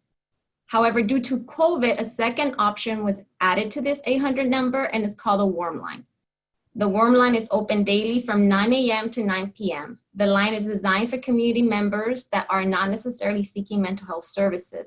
Some might just need someone to talk to or some support and possibly other supportive services.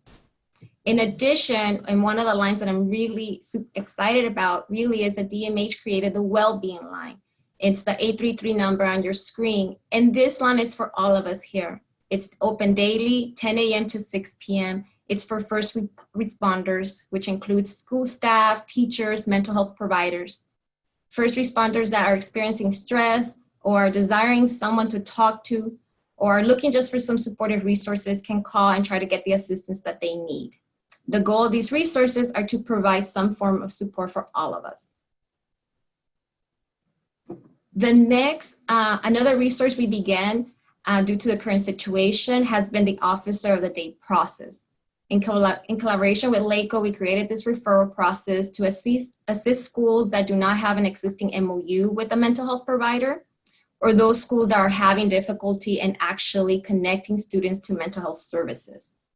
School staff is able to complete the referral form and send it via secure email to our school mental health inbox. Since inception in late April, we have received and have triaged over 170 referrals. Another great resource we would like to share with all of you is Headspace. DMH, in partnership with Headspace, has secured this app for free for all Lake County residents through this year, 2020. This app offers meditations as well as sleep and movement exercises designed to help you care for your mind. This app can also be done with family members, including young children. I have personally used the Headspace app, and I I was a little hesitant about meditation, but I have to say that it's really good. I really enjoyed it. If you have a short attention span, 1 minute, 2 minute, and I really have enjoyed it. So I really do hope that everybody can at least try it. And the idea of the Headspace really is just to provide something for everyone to be able to care of our well-being. Lastly, I'm excited to have someone from DMH UCLA Center of Excellence share about our partnership and information about the Well-Being for LA website. We think this will be a very helpful resource for everyone here. Here to tell us more about this amazing platform and other resources is Brian from UCLA. Thank you. Hi, thank you so much for the introduction, Rebecca. Am I coming through all right? Yes, great. If not, I might have to get an even bigger pair of headphones. And I don't know if they make a bigger pair of headphones than this. So I'm very excited to be here. I'm glad I'm coming through. Good morning, everyone. I'd like to say thank you first to LACO for hosting, as well as all the great resources that were just introduced, as well as the other panelists, Dr. Young and the courageous students. Thank you for your words here, and thank you for your actions in your communities, pushing for social justice and social equity. So thank you so much. I'm very excited to be here. My name is Brian Mcinerney. I'm a curriculum developer at UCLA, and I'm excited to show off some work my colleagues and I have been working on for the better half of several months to promote well-being and resilience in Los Angeles County. So let's go ahead and get started with that. So as I said, I work at the DMH UCLA Prevention Center of Excellence, or as we call it, the COE. If you haven't heard of us before, I'll just give you a brief run through. What we do is that we work within the Semel Institute in the Department of Psychiatry at UCLA's Geffen School of Medicine. And we work with professors and researchers and academics to get the latest information we can about mental health and well-being and resilience and translate it into a number of different trainings, consultations, coaching, work groups, and professional development workshops for LA County employees and for those within LA County. Our center is really unique because we work with a number of different schools. As I just said, we are part of the Geffen School of Medicine, but also we work with the Fielding School of Public Health, we work with the School of Education, we work with the School of Public Affairs, different centers within our greater division of population behavioral health. And what this really means is that we have a wide variety of smart people to turn to and to ask for information and their insights, as well as get their feedback on information that we can put out and give to you within the community. So we take this latest research and really we translate it into all these different mediums, the best ways in which to incorporate and showcase this information and really to train people in it. So around 14 months ago, my colleagues and I began work on an idea, which now I'd like to show you, if I may. Thank you. And our idea was to really scale our impact within LA County. So typically we were doing trainings, live trainings, as well as now we do online trainings where our amazing trainers will teach, hundreds of people a week, right? And this is, we're very confident about this. We have high efficacy in the work we're producing and we're really proud of it, right? But the truth is that there's 11 million people in LA County. And 1 in 5 face some degree of mental illness, right? So that's 2.2 million Los Angelinos. And this is before COVID, right? This is before the lockdown. This is before the murder of George Floyd. Data is coming out and more academic journals are publishing information that's saying the situation is getting worse. More people are struggling with anxiety and depression. And so from our perspective, we want to get as much information out there as we can about these different strategies and tools and techniques to maintain well-being and promote, one's personal and mental health. So in addition to live and online trainings, we had this idea to scale our work online. And this was, again, before the pandemic had started. Thankfully, we put down all that foundation before, and we've just been building on it since then. So now I'd like to show you the idea that I'm kind of referencing, if that would be all right. This is the the front page of our new website. This is the idea that we've been working on. This is our learning center. And the goal of the site is to is really the same as our trainings. And that's to supply you with the latest evidence-based information concerning topics relating to well-being and mental health, and make all that information available to you, right, to those within our community. And we filter information from very academic sources. These are evidence-based best practices. We work with the UCLA Health, the different schools that I just mentioned, the Department of Psychiatry. We look at information from reputable journals, from government agencies, from various think tanks, the latest publications. And we take all of this information that, journals are exciting, but, not everybody likes to sit down with a, academic journal and look at the methodology of, how these things are developed. So we take that information and we translate it into a format that's approachable, that's digestible. We take those key bits of information and we really want to make it presentable in a way so that other people can take that information and incorporate it into their lives directly, right? And so let me show you a little bit more of what I'm talking about. So there's several ways to learn on our site, right? Here we have two of them. One on the left is a resource collection, and this is a compilation of useful, significant tools, practical handouts, great reads and websites that we think would be useful for our audience. You can pick and choose what items within the resource collections to look at, anything that kind of strikes your fancy. We also have lots and lots of different types of resource collections. So they're specified based on a particular topic which you may be interested in, right? So here is supporting youth experiencing worry and anxiety, right? And each item within that resource collection may be different depending on the medium in which the information is given, but all are relevant for that, right? We also have articles.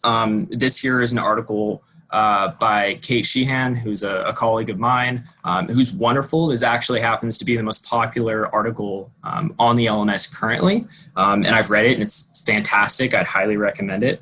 And this is really useful because it, not everyone likes to read, as I mentioned, a journal or a publication. People enjoy taking in information in different ways. And this is stuff we're learning from the School of Education that we're incorporating on our site and on our Learning Center. So we have a number of different ways to showcase information and to tell you about it and really allow for you, the reader or the listener, to take the information and directly put it into practice, right? And so if I could show you a little bit more. Our Learning Center doesn't just incorporate articles and research and videos and trainings and courses, although we do have all of that as well. We also incorporate these moderated learning communities. And these learning communities are special because they are specialized based on the community or group or cohort that we create them for. So this one you're looking at right now is the Laco Community Schools group. And on it, we've got a number of different moderators. One of them looks a little bit like me. I guess it is. And what we do is we post information that's relevant for the different challenges or obstacles that our community members might be going through. We post information that will stimulate conversation and get people talking, will perhaps be relevant or something that's interesting to those community group members. And you'll see there on the left, right about in the middle of the screen, it says General Info and Community Library.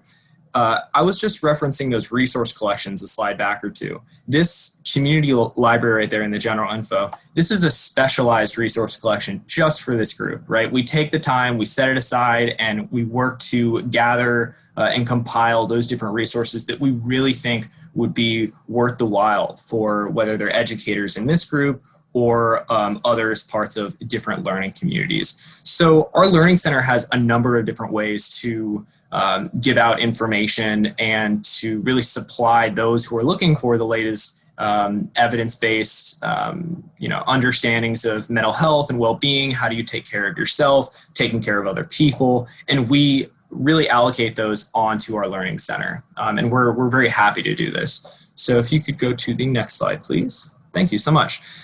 So creating your account is very easy. Our website is free. Our information is free. They're for our community.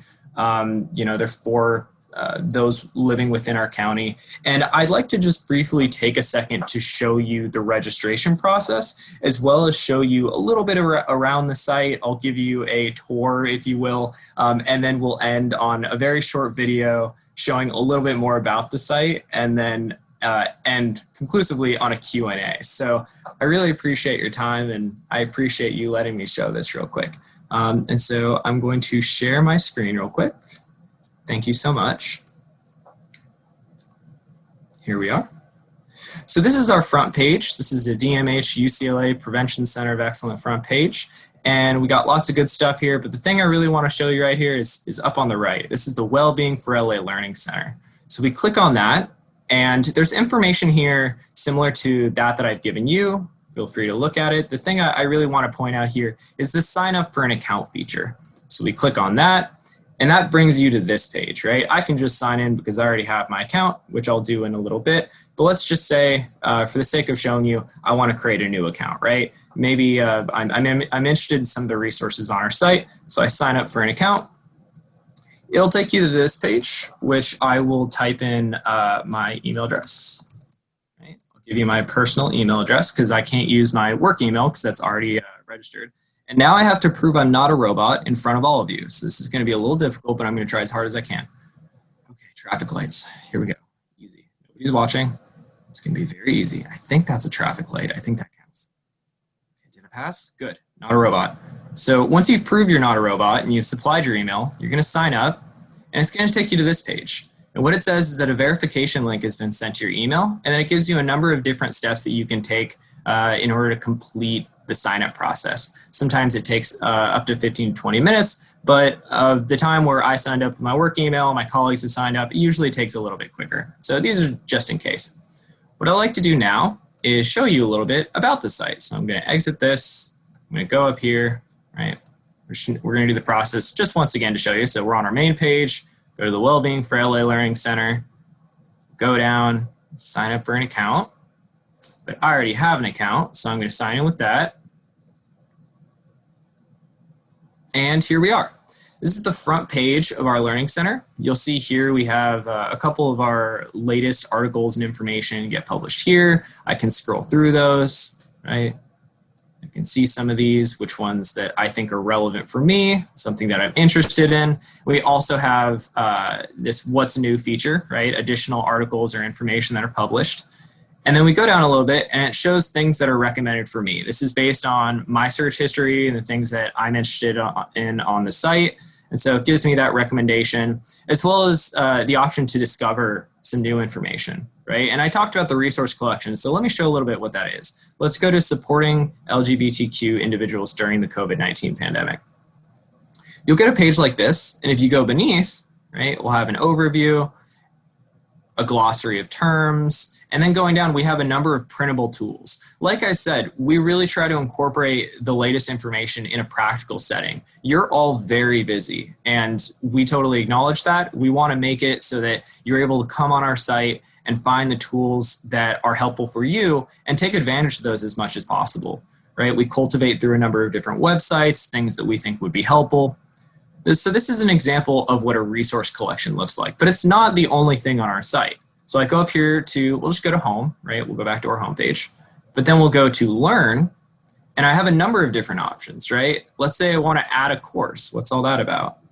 Well, there's a number of different courses I can add that are created by professionals at our center and assisted through different academics within the Department of Psychiatry. So we've got a number of different courses, and some of these an hour long, 2 hours long. I believe most of them give credits if you're seeking credits as well. And I can keep going down to explore different resource collections. I can view a catalog. So if I go here, I can look up resource collections or courses or virtual trainings. In fact, let me show you that here, join virtual training. So these are not public, although we are having conversations about that. It's more we're trying to offer the different trainings that we used to do in person available on our website for people to come in and look at and interact with us. And these are live online trainings. So we're working with that. And then the last thing I can show you is the communities, right? So I'm part of a couple communities. That's because I'm very popular. But the community that I actually just showed you a moment ago was the LACO Community Schools community, right? And so we go in here, and I'm showing you kind of my page, but we have the posts and people talking on there. We've got the community library, which I can go to, and it shows a number of different resources, right? General resources for engaging students virtually. We've got additional resources on trauma and resilience-informed principles, and a lot of great stuff promoting anti-racism and equity within schools. And this is all there for you. It's all available, and we're happy to do additional searching for additional information for you if you're interested in that. And so I'm going to now reshare my screen with the sound on, because I'd like to show you a very short video before I conclude. And again, I'm very appreciative of your time. Thank you so much for having me here. I'm going to show you this. Here we are again. Let's see if I can go to here. And I would like to show you this. So I'll click here and play. The Los Angeles County Department of Mental Health is dedicated to promoting well-being and addressing the mental health needs of Los Angeles County residents. The department has shifted the paradigm of mental health care delivery to include a population health approach and has engaged UCLA to provide workforce training that can advance this paradigm shift. This public partnership has launched the Dmh UCLA Prevention Center of Excellence to bring workforce development, prevention strategies, and resilience-promoting practices to Los Angeles County. Designed for county employees within a variety of sectors, the Wellbeing for LA Learning Center was developed with the needs of each learner and their professional role in mind. It increases workforce awareness of the impact of adversity on the residents of Los Angeles County. The Wellbeing for LA Learning Center provides interactive, empirically supported courses to assist in system transformation and the implementation of evidence-based practices across county sectors. Each course also prioritizes professional well-being in and out of the workplace.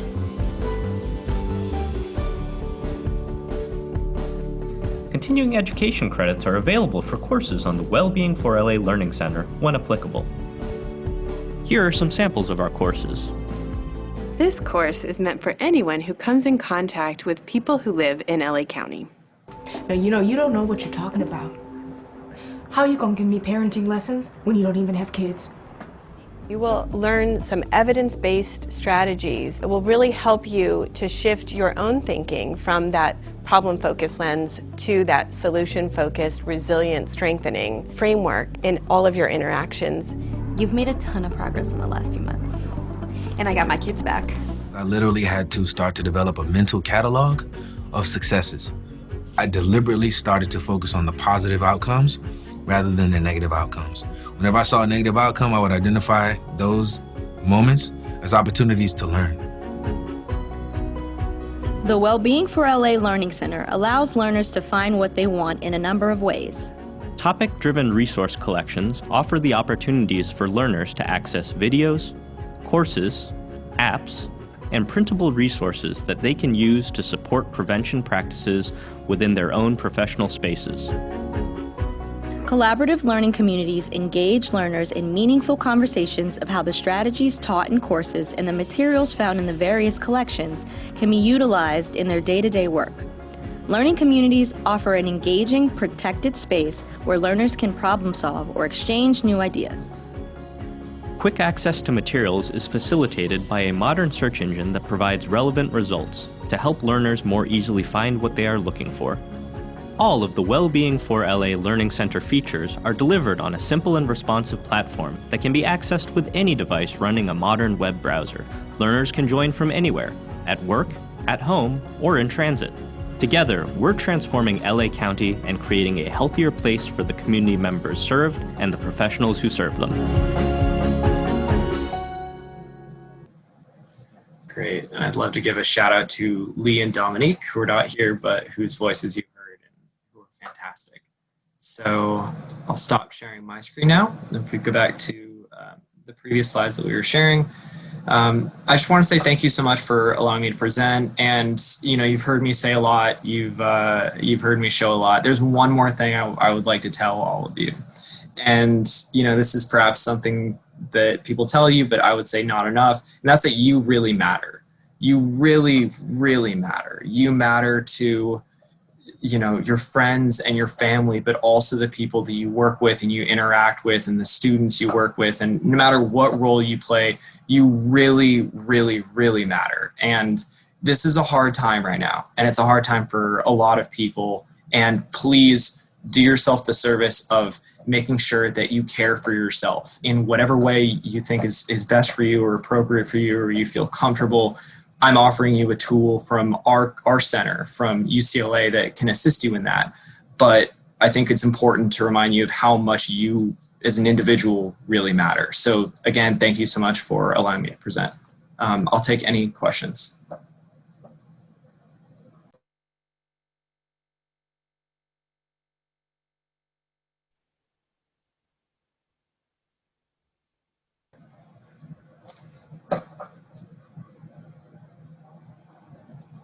I see. So I have a question for Ms. Diaz. It says, the possibility of grabbing info from the links and resources and plugging them onto their own site. And yeah, I mean, if you use our website or use our learning center to find particular websites or infos or links, those are totally up to you and how you want to use those. If you want to incorporate them into lesson plans, if you want to show other people, that's totally fine. Our job is really to cultivate those different sources of information and articles and accumulate them, and then allow them really to be given to you and say, here's some great information you might like. Whatever you want to do with that, that is up to you. Any other questions? Great. Well, thank you so much for having me. I really appreciate it. I'm going to put in the chat my email address. If there's anything at all, if there's a question about this site, a question about our center, what we do, please don't hesitate to reach out to me directly. I'll try to get back to you as soon as possible. Again, I really want to thank LACO and DMH for having us here and for hosting this incredible event. We're really thankful to be here. So again, thank you so much. Thank you so much to Dottie, Rebecca, and Brian for sharing these incredible resources. They are great and will prove to be extremely helpful moving forward with our work with students and families. I know there have been some questions in the chat, but if there are any additional questions that our panelists might answer or our staff may answer, please go ahead and put those questions now.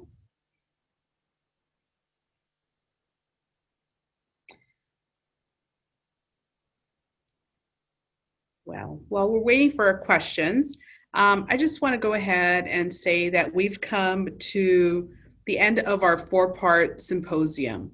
We hope that you found today's Cypher session facilitated by Dr. Byron Young insightful and informative, and that you are ready to put what you've learned into practice. Let me also take the time to thank all of our guest speakers throughout the month. We are incredibly grateful to all of them and cherish their expertise and viewpoints on all of these important topics. Let me also take the time to thank everyone that was involved in putting the symposium together. They each put in a lot of work to make this happen, met on a regular basis to ensure the success of each of these sessions. Good work, everybody. Similar to all the previous sessions, we'd love your feedback about this session. We please ask that you take a few moments to complete the survey that was shared via a link and QR code in the chat box. We will stay on a while to answer any additional questions and allow for people to complete the satisfaction survey. I am so grateful to all of you for everything. Thank you and have a wonderful day.